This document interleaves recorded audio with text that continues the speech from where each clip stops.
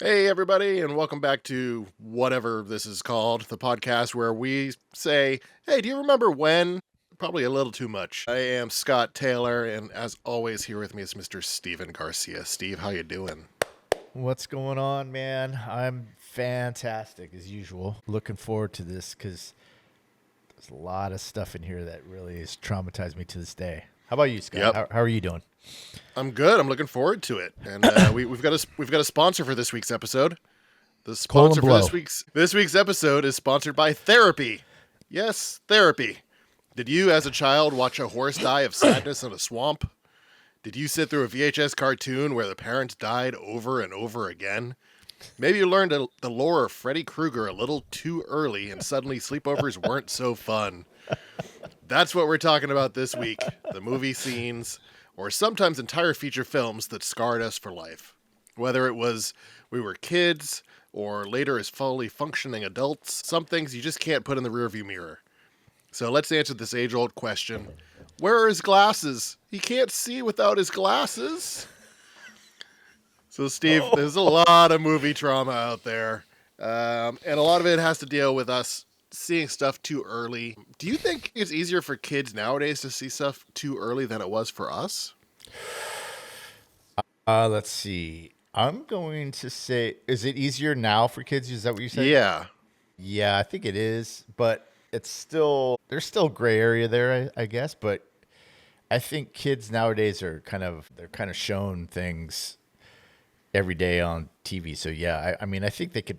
I don't know if they can handle it, but I'm sure they're seeing more things at an earlier age than we did because we only had three channels and movie theaters were kind of that's it. Now it's the Yeah. internet. So how about you? What do I, you I think? I think I think it's easier for them to see it, but I think parents are more concerned about them seeing it. Yeah. Okay. If that makes sense. So I Yeah. feel No. like No. when Yeah. we were kids, our parents were like, yeah, watch Freddy Krueger.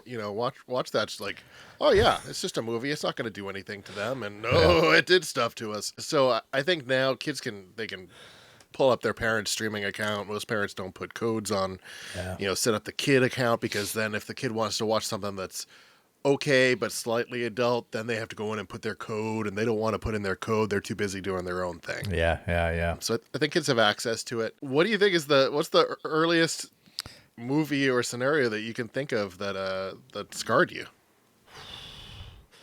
The earliest one that I can think of is the Salem's Lot from Mm. 1979. I think this traumatized a lot of people in my generation because I was 79. Let's see, I was 5 years old, and I saw this movie, which kind of created the fear. I think of this. There's a scene in there where there's a little boy who gets turned into a vampire, and he visits his older brother by a couple years, and he's floating because this room's on the second floor. He's floating in the air, and he's like knocking, and then the brother comes and opens up, and then the brother bites him. But it happens twice. So then the brother like gets bit.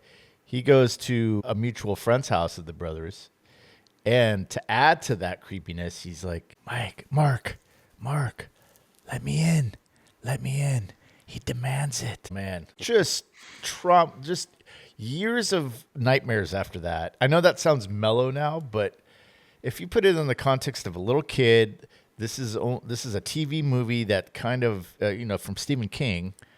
Oh man, just years of not. Once I closed my shades in my room, from like that moment on, I would never open them until it was nighttime or daytime. And one time when I was a teen, I came home from school, like a football game or something, and there must have been a creature dying outside of my window because all I heard was "Ah, ah," and I was like, God. And yeah, to this day, I even have trouble looking out the window at night. So there you go. There's my That's first definitely a one. scenario. That's a scenario where you're running down the hallway to the bathroom. You're not taking your time in the middle of the night. You're bolting to the bathroom. Yeah, and also that teenager thing. I ran to my grandparents' room. Like I was probably 13 or 14, And I still had that, carry that around. I mean, it's just, or just the fear of opening the window and there's a face right there. My goodness. That's just, yeah, that did it, man. Woo. How One about thing, you? Okay. I'll get to my biggest one, but on the same line of that, Yeah. seeing things kind of maybe a little too early. Poltergeist, right? And Yeah. just the static, this TV with the static, and kids don't get the static these days, right? We got just the white noise and the sparkling white and black pixels. Yeah. We got that static, and Poltergeist made that static scary. Little girl staring at it. They're here, Yeah. right? Yeah. Like, so anytime a TV was like that and there was the static, if it was just in a dark room, I was noping out. That freaked me out. So if I had to turn the TV on and it went to static automatically, I would just go nuts. Dude, isn't that is strange that like that has such an effect on us, like these little things from movies or whatever it is that just, I guess this is like our title of this podcast, things that traumatize us. It's so weird because even you carry just a little bit of that even today, right? I mean, it's not as strong, but you're like, because you can, if you turn on the TV now and there's static, you'd be like, just for a second, and then you'd be like, oh, okay, Yeah. whatever. Well, for the first second, I'd be like, man, what's going wrong? Is something not connected or whatever? Like, I'd be logical about it. But if I couldn't figure out, I was just sitting there and it was nighttime.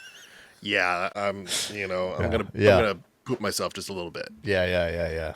Jesus, that's a good one So, though, because and as a whole, Exorcist. I mean, just a creepy movie. If you were too young for it, that, even as yeah, an adult, I mean, well, not that's Exorcist. I'm sorry, Poltergeist.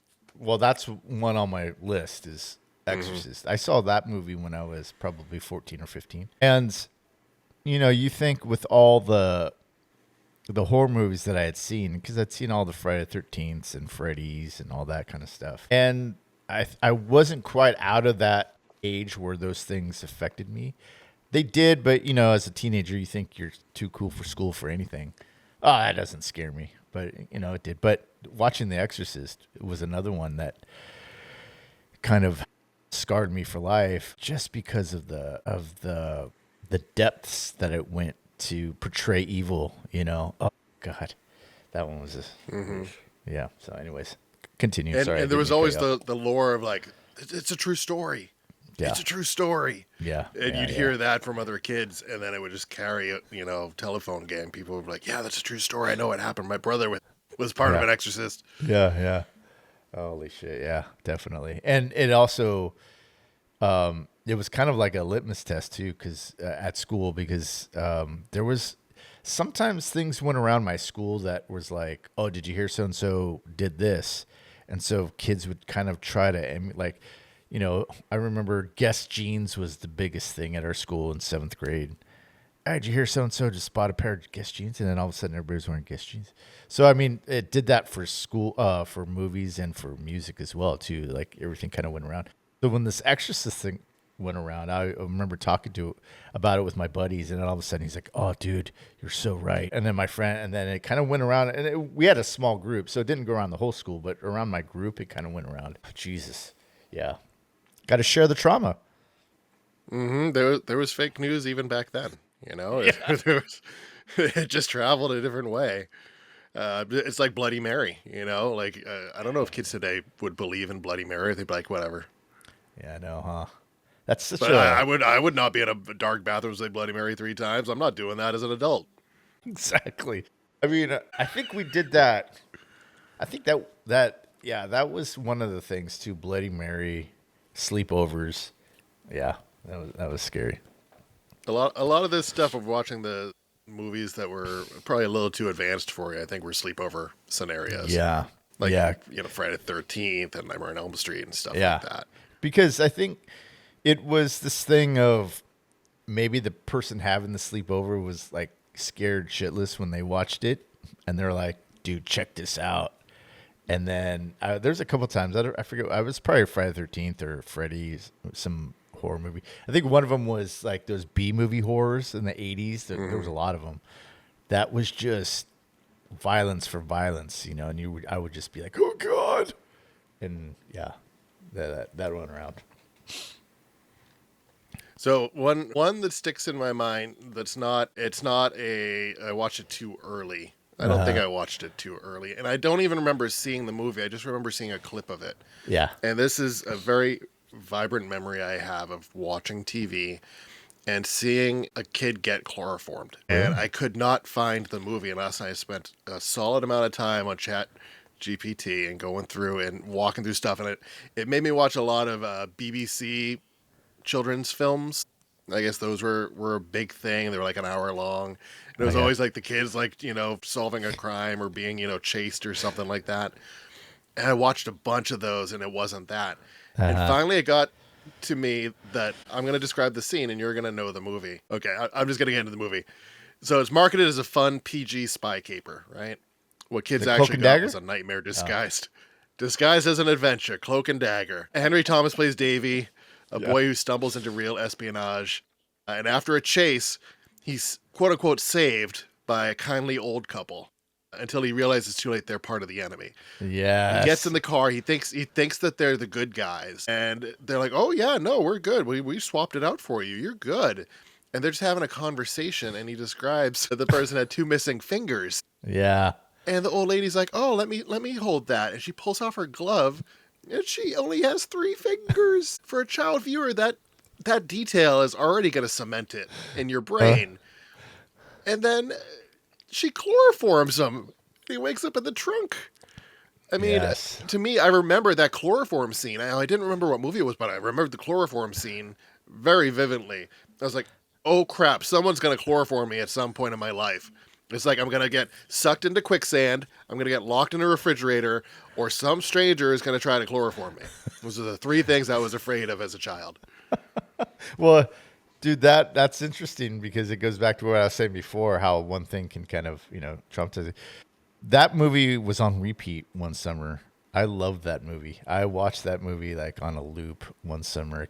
Probably the summer after it came out, maybe. But I remember being a kid and loving that movie. And it's weird because it's not one that's really talked about a lot. And it's definitely not one that I would consider traumatizing. But now that you explained it, and I could see how. And I mean, it came out in 1984. I would have seen it maybe on HBO or something like that. So maybe I was 6, maybe 7. And just that scene just got me. First of all, the one with the 2 fingers or 3 fingers, like that. That's going to stand out in your head. Yeah.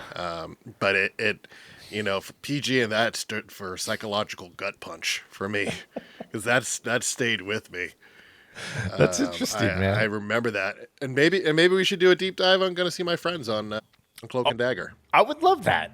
Yeah, definitely. I've never seen it fully through, so it'd be a good experience. Imagine having to watch it now as an adult, like and reliving all that stuff. That'd be sweet. There was one that as a kid. I wanted to ask you about if you saw this as a kid. Creepshow. Did you ever see that movie Creepshow as a kid? Or have you ever seen it at all? I don't think I saw Creepshow until I was a little older. Oh, okay. I saw that. Creepshow freak you out?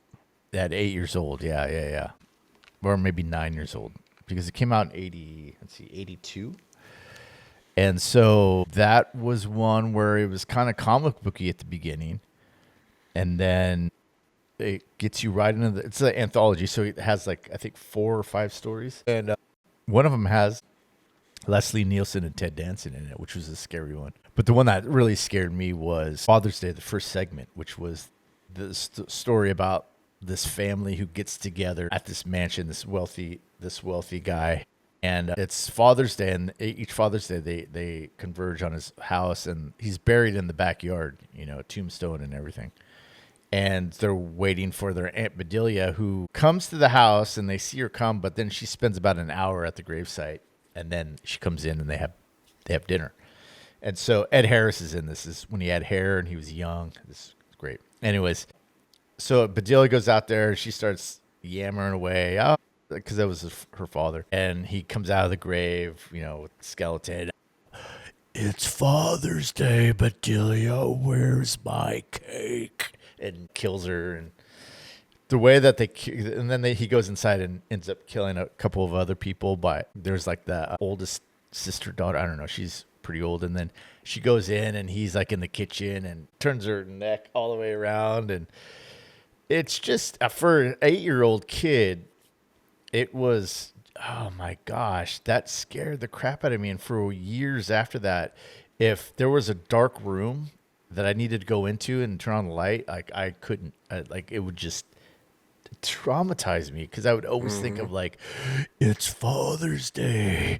And then at the end, the thing is that the two survivors go in and they go into the kitchen, they open the door, and it was a comic book kind of movie. So they have panels like comic books, and they have like, and then like this yellow light would come behind them and like, oh my God. And the lady that went in and got her head turned is on the cake, and he's like, it's Father's Day and I got my cake. And they're like, oh my God. And then it was just it's so corny, but for some reason I was traumatized by that. I don't know why. So did you ever There's see a lot of special effects back then? Yeah, I remember seeing Creepshow and that scene, and even as an adult, it's like, oh man, Yeah. But the practical effects of it, like, Yeah. it's real. It's real physically, so it feels real to you as a child.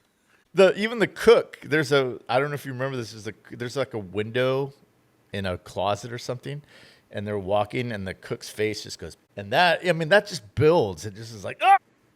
And then all of a sudden that last scene, and that for some reason and then that whole movie, there's this mixture of like comedy and horror. And then there's this one called The Crate, where this janitor is sweeping up at a college during summertime. He's sweeping up at a college, and he finds this crate. So he calls the professor, who is in like, I guess, I don't know if he's like a archaeologist or some sort of thing. He calls this professor and he says, hey, I found this crate. It has like 1898 on it, and it's from an art expedition. And he's like, I'm on my way down. And so he goes down there, and the thing inside the crate ends up eating the janitor, pulls it into the crate. And then I don't want to hog up all the time here, but it's just like, oh my God, that movie in general just scared the crap out of me. But it was one of those things where I would watch it again just to get that adrenaline rush. And for some reason, I was just into that. I mean, I don't know. I was traumatized, but I was like, oh, no, just that kind of, I don't know why I did that to myself, but. Were there any kind of movies that did that to you where it traumatized you, but yet you were like, I got to watch that again?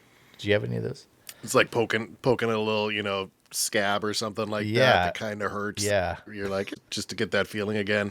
Yeah. I can't think of any that are like that, because I was so scared as a child. I was so afraid of everything was real to me. So there really was Freddy Krueger. There really was Jason. Like, those things were so real to me. Did you ever watch making myself rewatch that stuff. Yeah. Did you ever watch Faces of Death? Those Watch what?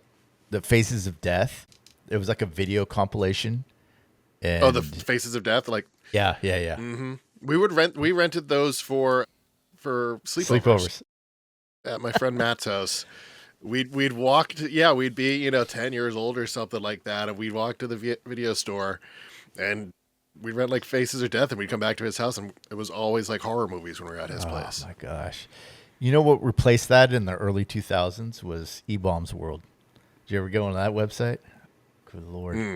Mm-hmm. Those things kind of traumatized me. And am I breaking up a little bit? Because you're breaking up, and sometimes it says reconnecting. Yeah, you're breaking up a little. Okay. I don't know what. Yeah, you're breaking up a little bit over there. Okay. Anyways. Yeah, it was... going on that website kind of traumatized me all over again, because I saw some shit on there that was really disturbing, and not in a way that's like, watch this, it's disturbing. He's just trying to reconnect. It says, but in a way that's just like, this is just what happened.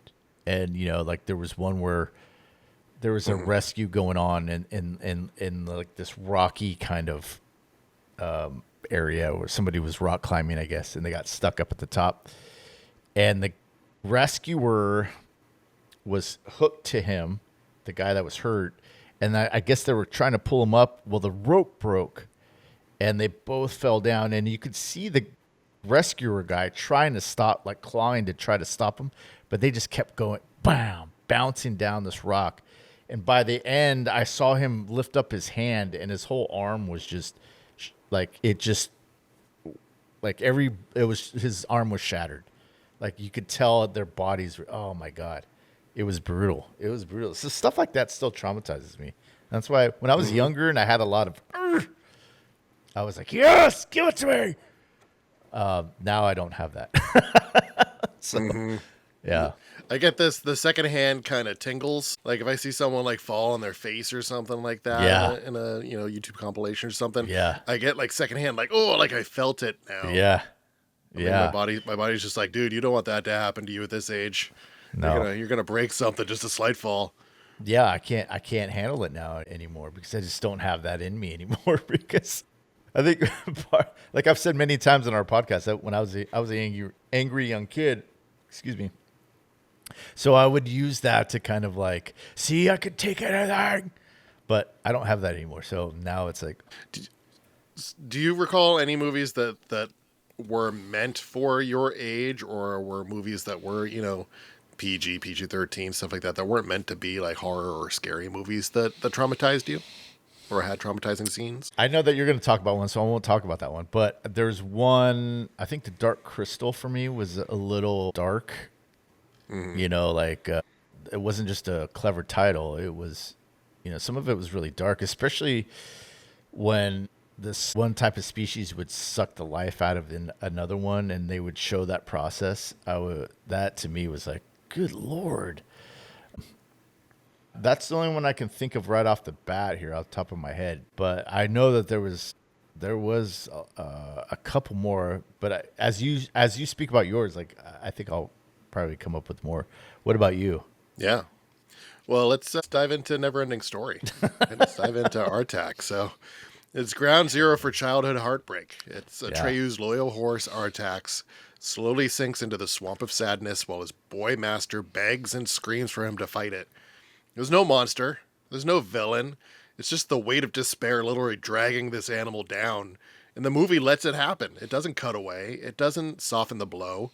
You sit there as a kid and watch a beloved horse die because he gave up hope. And for a generation, that scene wasn't just sad. It was the first time a movie, it forced us to confront the permanence of death, right? That's what a lot of these ones that I come back to are about, death. And it's about realizing that as a child that this stuff happens. Yeah. And unlike fairy tale deaths, this one felt cruel and inevitable and unfixable. That swamp swallowed more childhood innocence than any villain ever could. Absolutely. I think we watched that movie in school a bunch of times. I remember watching it probably in elementary school, and then we watched it in junior high. Different schools, different cities, but we still would watch Neverending Story. That was brutal. And I remember I was a little bit older, so I could kind of take it, but I remember feeling like, Jesus, like that's brutal. Like still just, it didn't really necessarily traumatize me, but it really made, like you said, it made you think about loss, and it made you think about that effect on people. And that was the first time I think I started thinking about like my own mortality, and not necessarily a bad thing, but at the time, maybe as a kid, you shouldn't really be thinking about that. I don't know, but yeah, it was definitely one affected me. Definitely. Another childhood death one that's kind of just snuck into the movie, not in the marketing or anything like that. It feels like a family, kind of feel good. It's My Girl, 1991. It feels like a gentle coming of age story, but it blindsided kids with one of cinema's most brutal rug pulls. So Veda was a little girl, her best friend Thomas J. This awkward and sweet relationship between the two of them. Basically co-leads, right? Macaulay Culkin. Yeah. He was Plays huge Thomas at the time. J. Yeah. Yeah.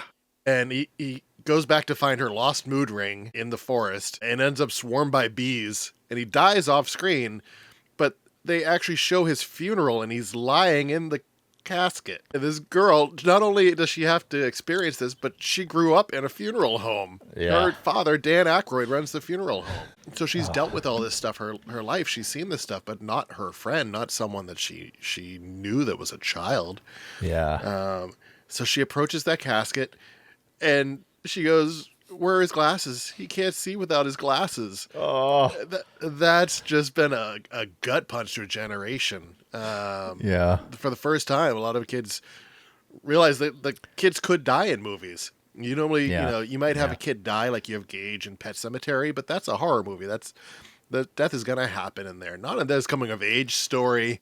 The sweet girl wearing overalls, running around falling in love with her new teacher at school, but it could actually happen to, a child. Right. I have a double pronged question here. Would you like to see that remade at all? Because we had a remake kind of episode, so. And Yeah. here's the double pronged one. And would you be interested Second in prong. seeing? Yeah. Would you be interested in seeing maybe a sequel with them grown up and having another story? There was a My Girl 2, Yeah. but I think Yeah. she was still younger, right? Yeah. So her as an adult, I don't know that I care enough about Veda as an adult and her quirkiness, because I can already tell you, we're old enough. We've met enough people. I can tell you who Veda turned out to be. Well, maybe We have a that's pretty maybe good idea. Well, maybe it's different. Maybe it's like a different. She's more corporate. Maybe she's more like she has her own business or something. But it's I don't know. Like for me, the reason I asked that is because it is such a traumatizing scene that you're describing, and that packs a punch, and that has a bunch of weight. I always felt like that type of movie can kind of it'd be interesting to kind of go back and kind of make a movie with that type of mood, I don't know. I would be interested in that, but I wouldn't want to write it. I'll give you the pitch. He faked his death. He faked his death. He was a spy, a childhood spy. He found a video game called Cloak and Dagger. He had to get away from the three-fingered people. And they're like, bees. People will believe bees. You're going to die from bees. And then he ran off. And now he comes back as the love interest when she's in her 40s. Yeah. Well, I mean, it was an emotional scene, so I think why I was asking that was $20 million. Yeah, we could do it. It was only because she can deal with the material. You know what I mean? So I don't know. It's kind of like the Newt from Aliens. She needs to come back for a part in an alien thing. So. Anyways, continue. Sorry. Well, another one that's just, the movie itself isn't traumatizing, but there's two parts to it that I feel like were a little traumatizing. And the first one I'm going to talk about, yes, as a child, but even as an adult, thinking about how dark it is. The movie, my favorite as a child, 1980, Who Framed Roger Rabbit. And I love Roger Rabbit, right? Yeah. Great movie, innovational, just cartoon and action right next to it.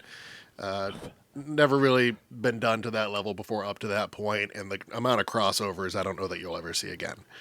It's supposed to be zany and Looney Tunes meets noir romp, but Judge Doom comes out.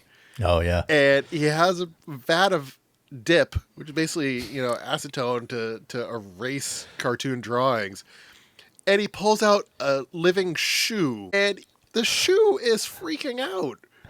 The shoe is squirming. It's making noises. And he just puts this goddamn sneaker into the dip, and it just melts. And nobody does a thing about it. Everyone just stands around watching him do it, and he just does it.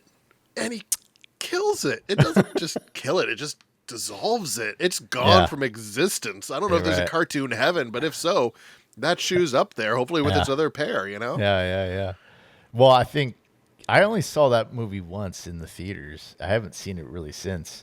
So I can't really elaborate on that. Only that there was a movie that came out probably in 91. I want to say 91 or 92 called Cool World. You ever hear about that one with Brad Pitt? Mm-hmm. That was kind of like, I saw that a couple of times, and that movie doesn't hold up at all. But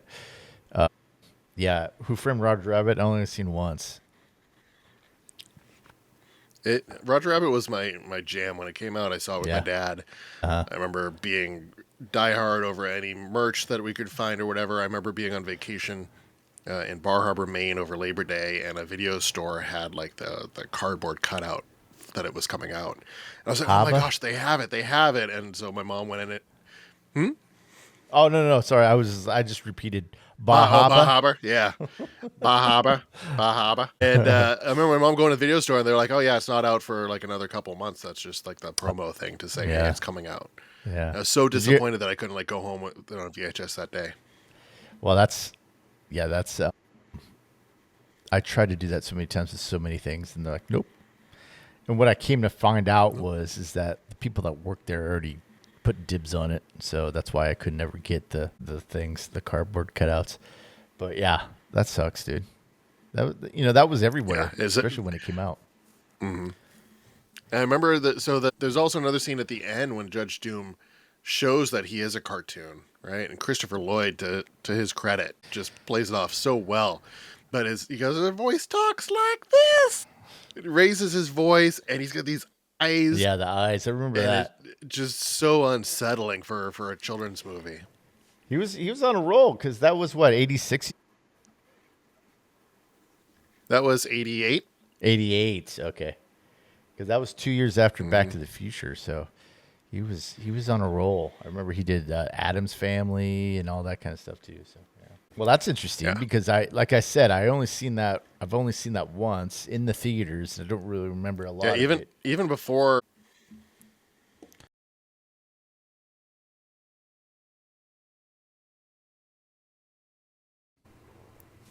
So, Steve, the year was 1981. Do you remember seeing Raiders of the Lost Ark for the first time? Yes. Now, I remember. I remember. It was. I remember all of it. No, it's pulp adventure fun, right? Yeah. That's it. Until the Ark opens and Nanati's face literally melts off. We just did this on Gonna See My Friends on Saturday. Yeah. It's crazy. And when you're a kid, like it was PG. Like the rest of the movie, I understand, right? Like, yeah, he shoots him with a gun versus the whip, and you don't see the guy actually get killed by the propeller, but you see enough there. It's but the Spielberg. face He's not melting. going to go that deep. Yeah. But we talked about earlier, like the special effects of things. When it's real practical special effects, you can feel like it's real life, especially when you're a kid and you don't know any better. So that scene there is brutal. A similar one, kind of a 180, a little bit, or 360 if you want to go with the Last Action Hero references. Or 720. Yeah. 720p. We go can 720p pass it with and it. go back again. Yeah. Loop it. This is how good we're doing it. We're going back twice. Large Marge, Pee-wee's Big Adventure. Yeah, I was 10, that so that scene didn't really. there. Yeah, that scared me in the sense it was a jump scare, but it didn't traumatize me. But yeah, I can see for anyone younger. Yeah, the animation of it, like just that, and even the scene where he's just out in the wilderness in the dark with the eyeballs, and he turned taxidermied animals. Even as a little kid, like that put me off a little bit. I love Pee-wee, but that kind of threw me off. That is kind of in Beetlejuice. I feel like they called back to that Large Marge part because although they didn't show it, you see the back of Beetlejuice's head and you see his face, or you see something goes, and their reaction. I was like, so I always plug in Large Marge's face in that where I see Beetlejuice. Yeah. And jumping into Beetlejuice, so to me there was nothing traumatic about it, but for my daughter, really, it's nothing. There's when I talked to her about this subject, there were a couple movies that she brought up. One was Beetlejuice, and it wasn't anything to do with ghosts or sandworms or anything like that.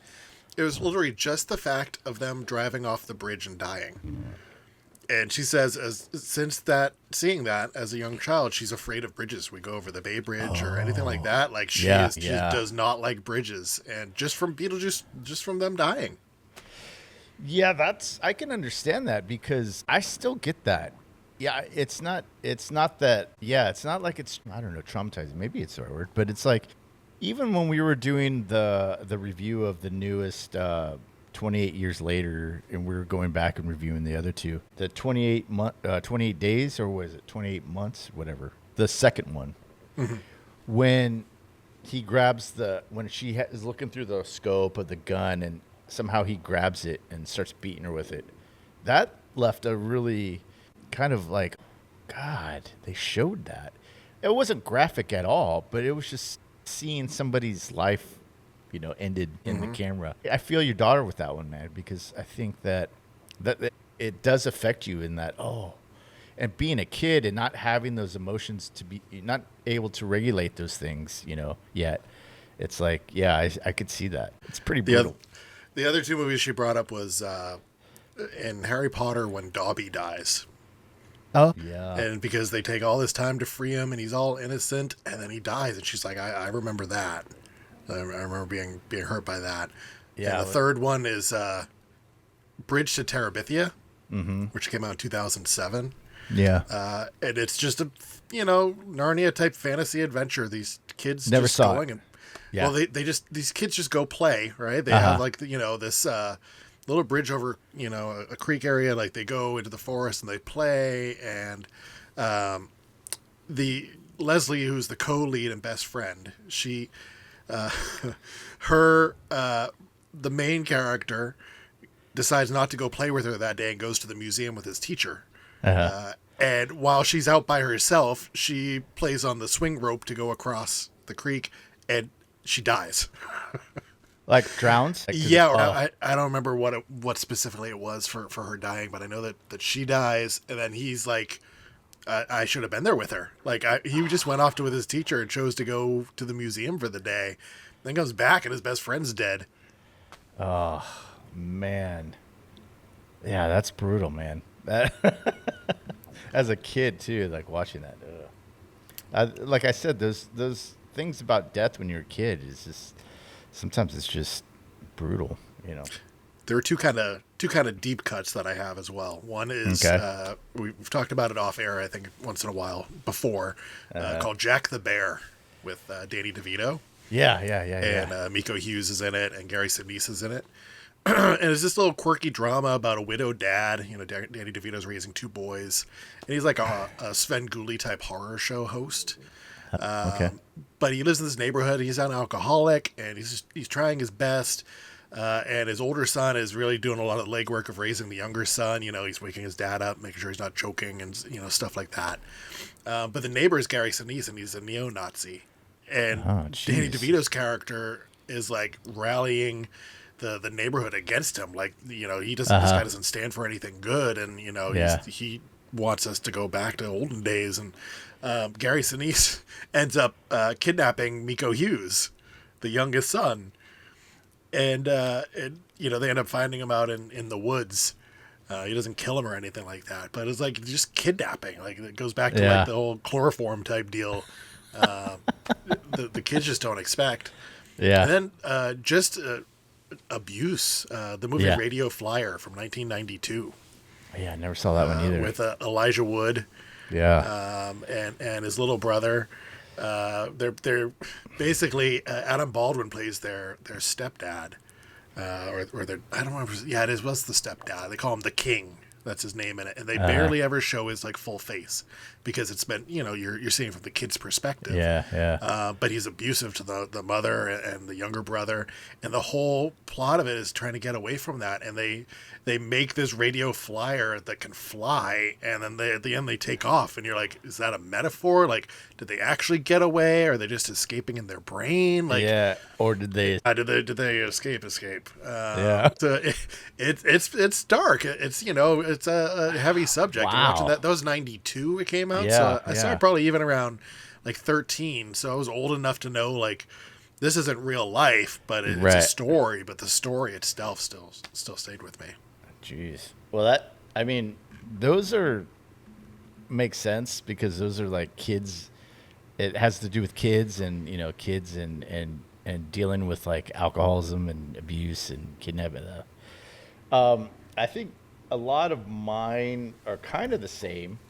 I saw RoboCop when I was 12. I think it came out when I was 12. And that I shouldn't have seen it at 12. It traumatized me, especially you've seen it, right? Mm-hmm. The first time is like when they kill the guy in the executive boardroom while they're just trying to do like a test run, and then the guy and then it's that, and then when Officer Murphy gets tortured and killed, first by getting his hand blown off and then getting his arm blown, but then getting shot, like 100 million times. Then it doubles down, and a couple years later, the director's cut is released, and then those two scenes are expanded. Like, you needed to expand those scenes. So that was mine. It was brutal. I mean, just screaming while he's getting shot. It's just like that one horrified me. And yeah, I don't know. What's your opinion on those scenes? Yeah, those are pretty brutal, right? Did you see those older, or did you see them as a kid?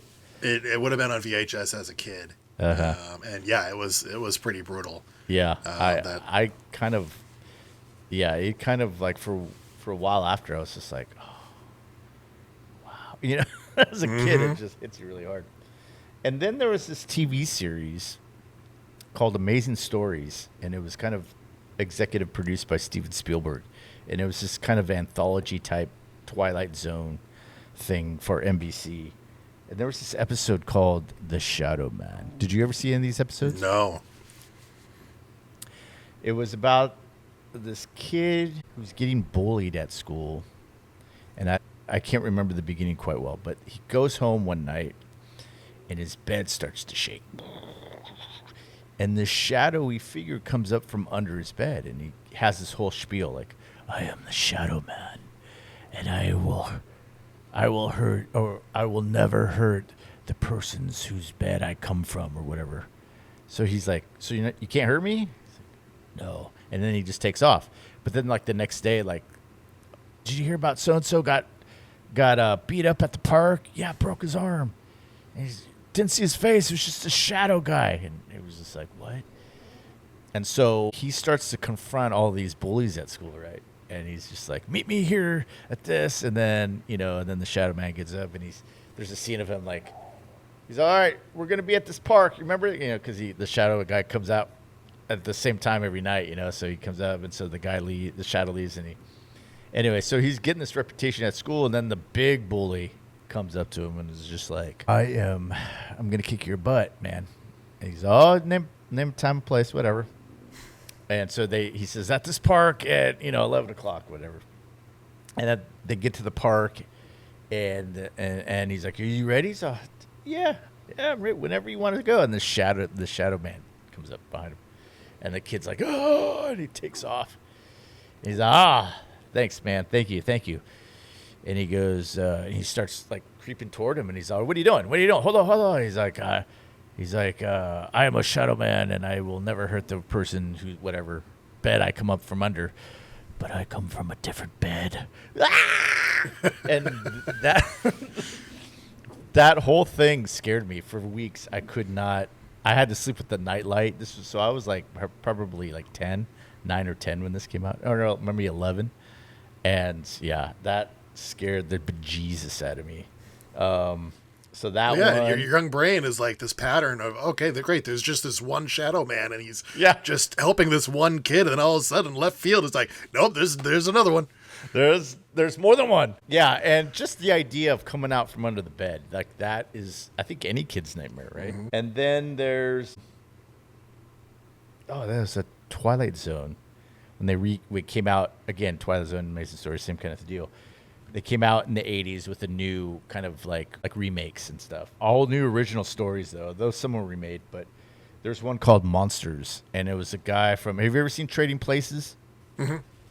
So remember the two rich guys? It was one of the rich guys moves into this neighborhood, and this kid. It's the kid from Poltergeist, I think, the little kid that gets eaten by the tree almost, and.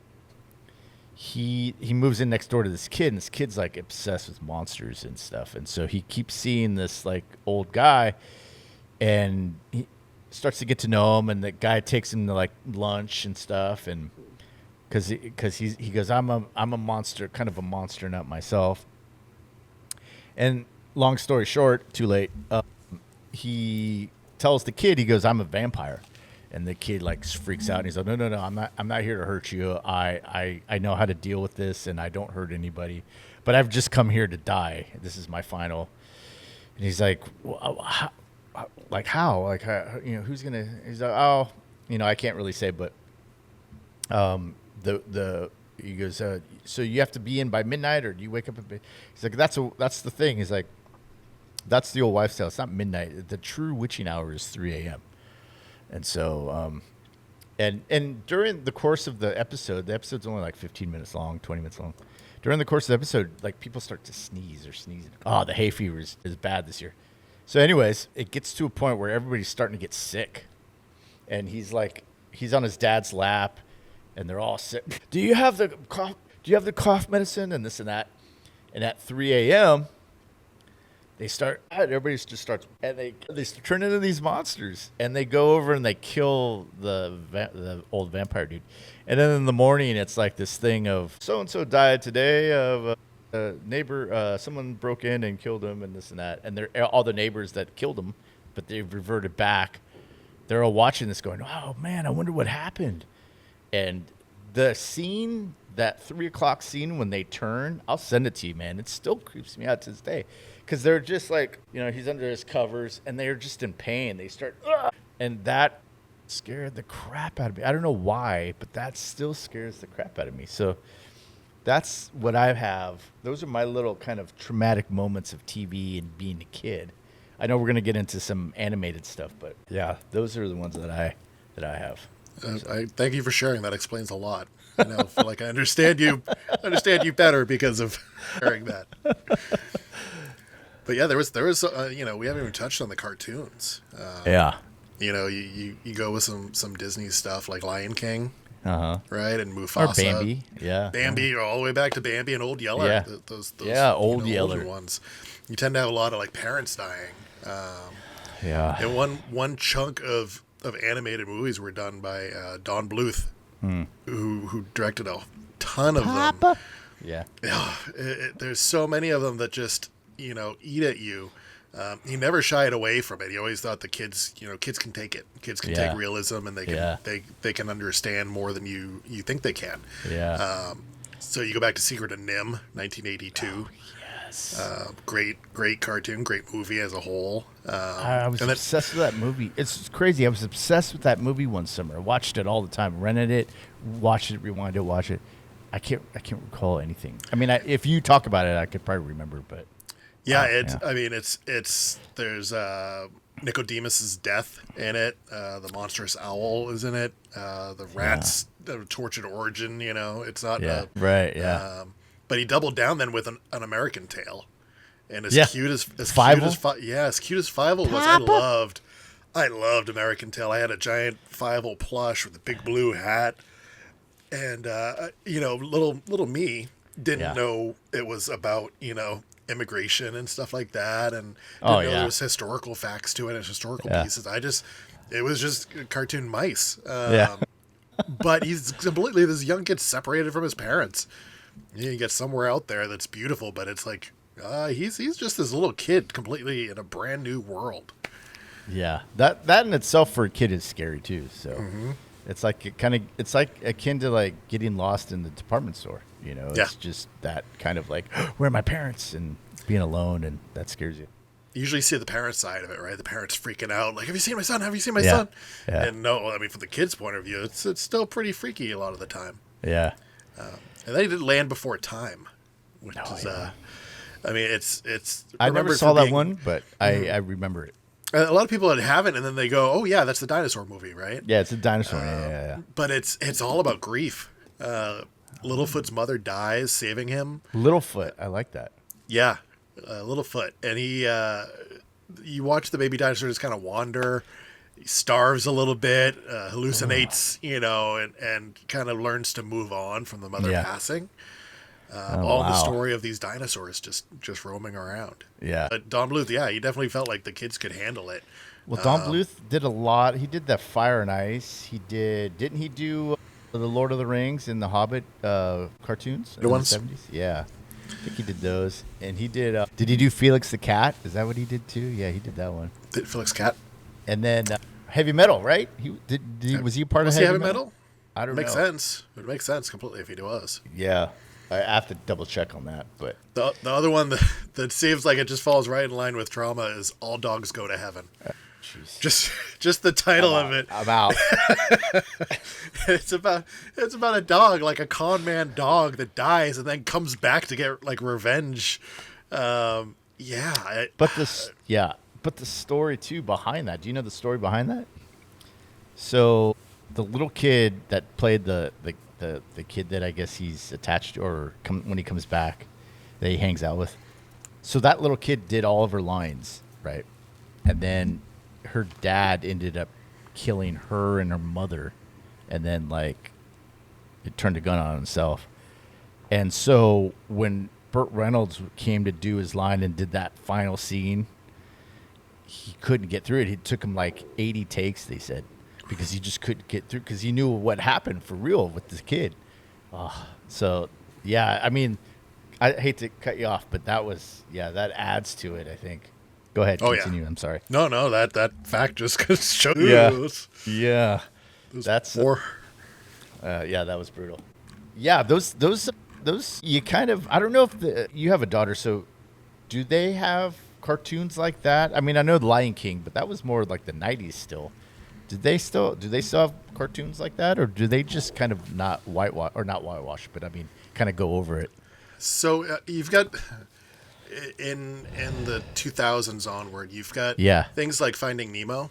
Like the beginning of Finding Nemo is dark. Like his mom dies, and he's trying to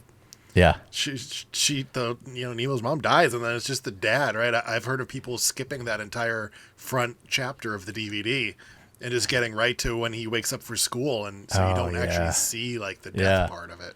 Oh, and there's Up too, right? Up. And then Up is such a downer at the beginning. You're holding your breath. You're like, this is so great. Then all of a sudden it just sucks the breath out of you. Yeah. When they lose the child and she's sitting in the yard just like this. Man, that's just failing the sun and just making her way through her emotions. Jesus. And then it just takes you. He's trying to make her happy, and then she dies. You're like, what are we going with this? Yeah, it's like, what's the story about? This isn't down. It's not really down. The movie is up. So we have those came out in the early aughts, right? Those came out. Okay. Yeah, but I can't think of any other like serious cartoon movies that Casey watched. It's all Minions, and Nicolas Cage is a caveman, and talking ducks. You have like Bluth, because you had Bluth, then you had Hanna-Barbera. You had all these kind of companies that were doing animation at the time, and they did kid stuff, but they all like Bluth. He wanted to do all kinds of animation. Mm-hmm. Yeah, he didn't want to get stuck on one type, and so he told all these different stories. Yeah, you just don't. It just doesn't seem to have, now it's just all Pixar and what's the other company? Dreamscape or something? I don't know. But DreamWorks. Yeah. DreamWorks, yeah. Shrek and Minions and 47 Minion movies. Yeah. Well, my, I just got traumatized just a couple years ago by Justice League Apocalypse Wars. I asked you, I don't think you've seen this, right? Nope, I haven't seen it. Okay. This, for some reason, when you take well-known kind of like IP characters like Superman and all that kind of stuff, because for the most part, you watch a Superman movie, you watch a Superman cartoon, you watch a Batman cartoon, whatever it is, Wonder Woman, all these hero cartoons. Yeah, they get in the battles, and maybe they get a black eye, or maybe they're on the verge of just getting knocked out. This movie goes to the lengths of killing off some of these people, and you not only do you see them die, but you see them getting maimed. You see them, and then you hear the pain that they're in. It's not just seeing them do that. That's the story is that this is what Zack Snyder wanted to do with his Justice League movies. Was that, and a spoiler alert to anybody if you want to see this. I don't know, should I spoil it for you, or do you want to watch this? No, go for it. Trust me, I've got the list of things I've got lined up. I have many things that I've piled up, and I'm gonna. Okay, so basically, what it is Darkseid There was one called Darkside or Justice League War, and it was about the introduction of Darkseid. So they defeat Darkseid at the end of the episode. It's like an hour and 10 minutes, hour 15 minutes, and it introduces us to Batman, Superman, Flash, and Green Lantern, and Wonder Woman. It introduces the Justice League, so to speak, against, and that's Darkseid. That's somebody we got to pay attention to. So they make all these movies and stuff, and now they get to Apocalypse War, which Superman says, we've gotten some readings that Darkseid is going to come and destroy the Earth.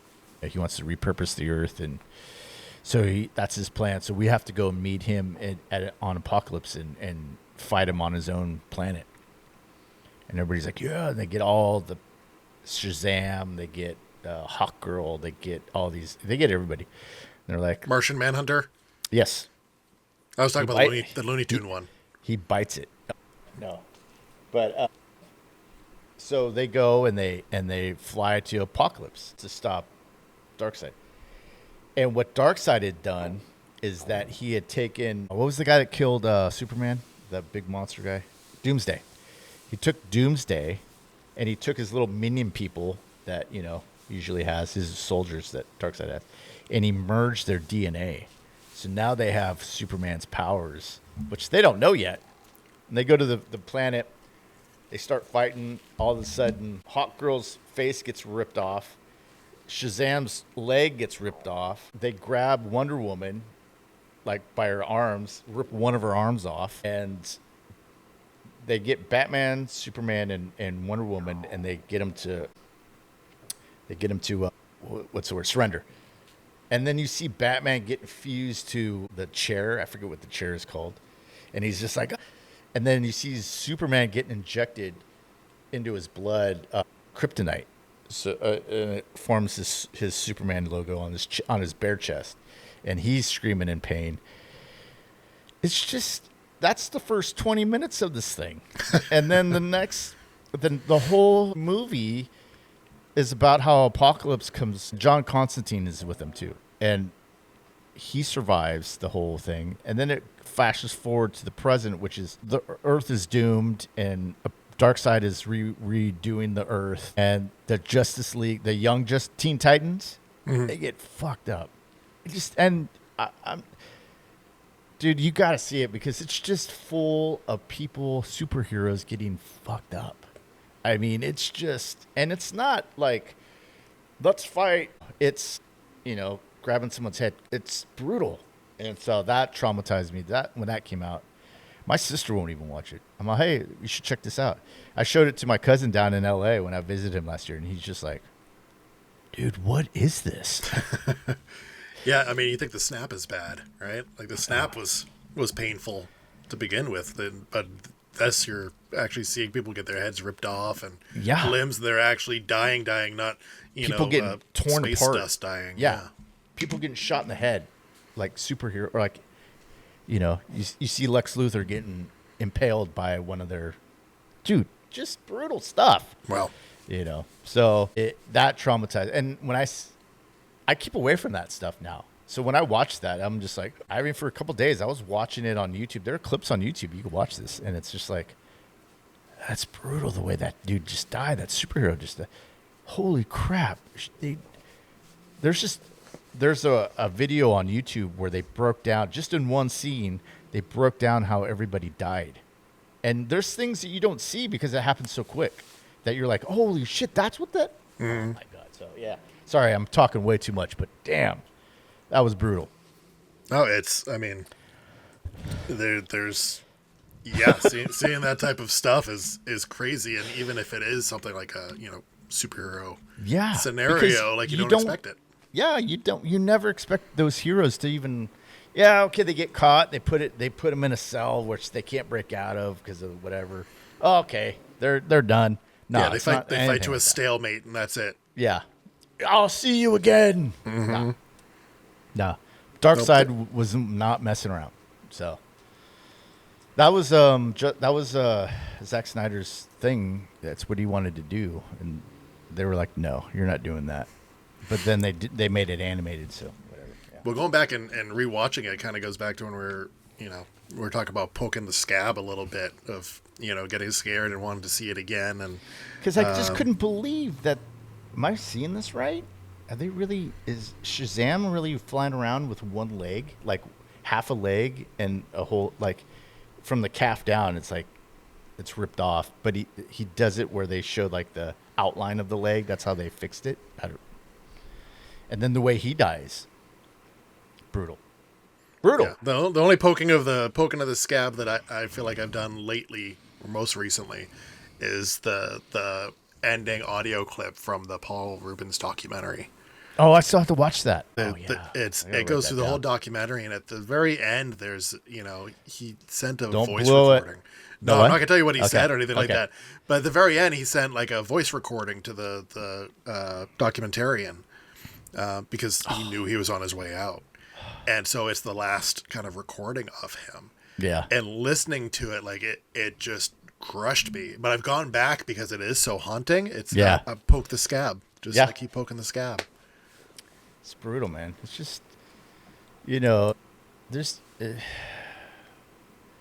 You think about those things, and you think about like the effect that those things have on you, and sometimes like that or this Justice League, whatever it is, Apocalypse War. It just makes you. I don't know if question's the right word, but it just makes you kind of review your own kind of mortality, and you kind of listen to, like, if you're listening to that voice thing or whatever, it's just this person is on their way out, like you said. It's just I don't know, it's touching. Yeah. And as a kid, and you see all these scenes we've talked about, it's like you're not 100% sure about death and what it is. And most parents, especially our parents back then, they didn't really have conversations with you about this stuff. You just experienced it.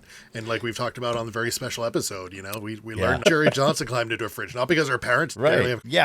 Because you're a kid, you don't know how to kind of commiserate about that stuff. You're just like, let's go play softball. Well, my dad just died. Okay, well, call me when you're ready to play again. There's no. I need Tommy's dad died. He can't play. Yeah. Okay, I'll meet you at the field. Well, if he wants to come out, we'll be at the field. Yeah, there's just kids just don't have those tools. I mean, I didn't at least. So it's just yeah. It turns out half our childhoods were spent being ambushed by movies that promised adventure and joy, but instead handed us grief counseling and night terrors. And the hits didn't stop when we grew up, because even as adults, Hollywood still finds a way to scar us. The takeaway, if you cried over a cartoon shoe, or a loyal horse, or a three-fingered old lady with chloroform, you're not alone. We all carry a certain degree of cinematic PTSD with us. The good news is, at least now we get to laugh about it, kind of, and you can come join us here, at whatever this is called. We're here to talk about all things movie, all things TV, all things music, pop culture. All things pop culture. If it happened, we're interested in it. So yes, check us out on the socials, like, comment, subscribe, all the good things, wherever you get your pretty pictures of us and the pretty recordings of our voices. So until next time, we'll see you then. Bye.